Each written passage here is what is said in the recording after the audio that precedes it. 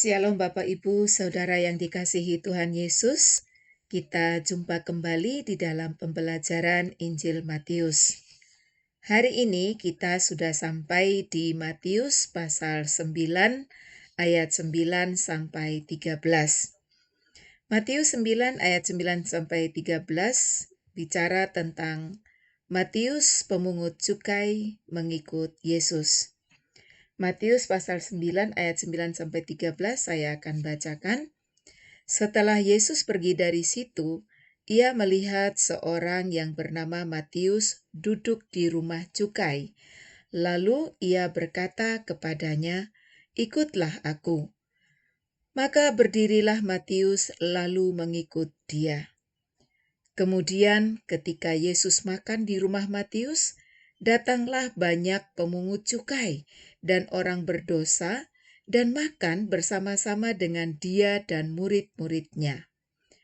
Pada waktu orang Farisi melihat hal itu, berkatalah mereka kepada murid-murid Yesus, "Mengapa gurumu makan bersama-sama dengan pemungut cukai dan orang berdosa?"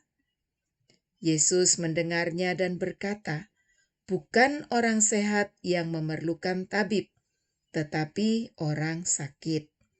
Jadi pergilah dan pelajarilah arti firman ini. Yang ku kehendaki ialah belas kasihan dan bukan persembahan, karena aku datang bukan untuk memanggil orang benar, melainkan orang berdosa." Amin. Peristiwa ini terjadi setelah Yesus menyembuhkan seorang yang sakit lumpuh. Dan Injil Matius 9 ayat 9 sampai 13 ini paralel dengan Injil Markus pasal 2 ayat 13 sampai 17 dan Lukas 5 ayat 27 sampai 32. Saya harapkan Bapak Ibu dapat membaca ayat-ayat paralel ini juga ya, supaya kita memiliki cerita yang lengkap. Yesus melihat Matius yang sedang duduk di rumah cukai dan memanggilnya untuk mengikut dia. Siapakah Matius ini? Matius adalah seorang Yahudi dan nama lainnya adalah Lewi.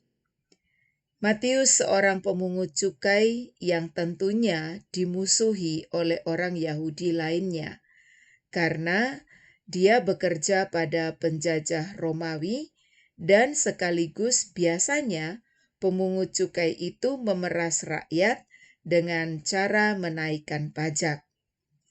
Nah, tapi kita perlu ketahui ya, saya tidak sedang berkata bahwa orang yang bekerja di kantor pajak atau penagih pajak itu dosa, tidak.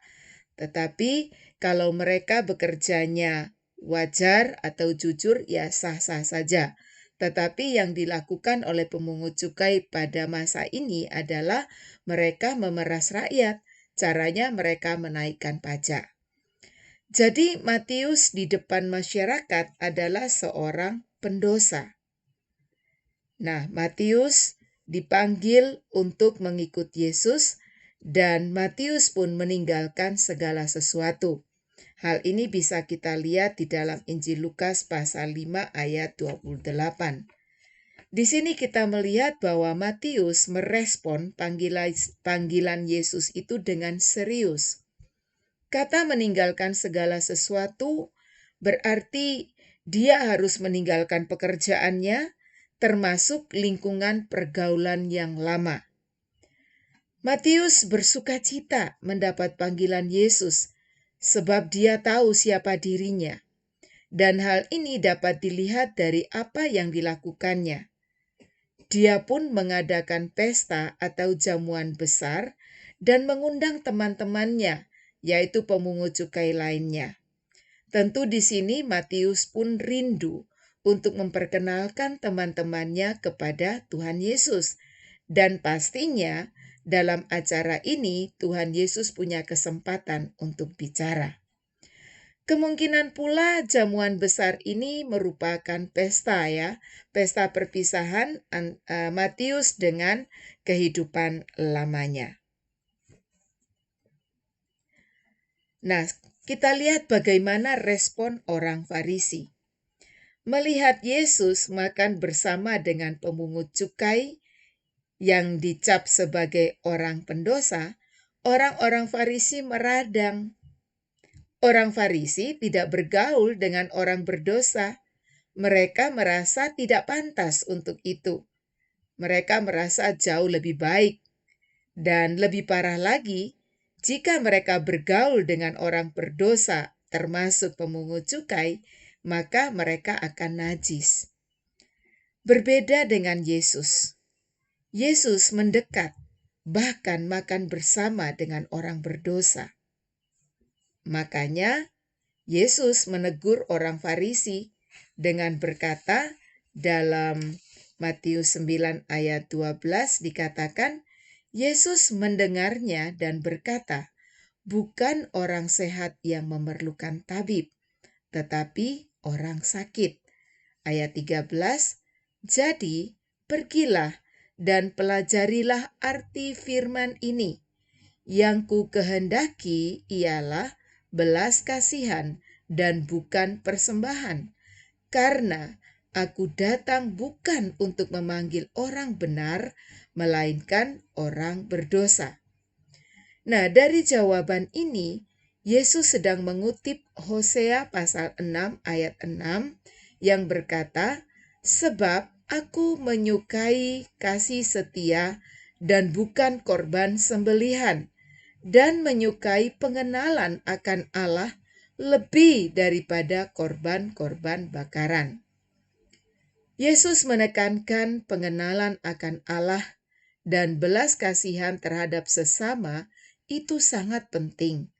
Bukan berarti persembahan tidak penting. Di sini kita bisa melihat mana yang lebih penting. Yesus mengasihi orang berdosa, dan Dia datang untuk memanggil orang berdosa agar bertobat. Perkataan ini menyatakan misi kedatangan Yesus ke dalam dunia ini. Pembelajaran apa yang kita bisa ambil dari perikop ini? Kita bisa belajar bahwa Yesus mengasihi dan memanggil orang berdosa untuk bertobat. Orang yang bertemu Yesus pasti bersuka cita dan punya kerinduan supaya teman-temannya pun mengenal Yesus. Jangan pernah menjadi seperti orang Farisi yang menghindar dari orang berdosa. Tapi mari kita mempunyai hati yang penuh belas kasihan untuk mengasihi dan merindukan orang berdosa untuk bertobat.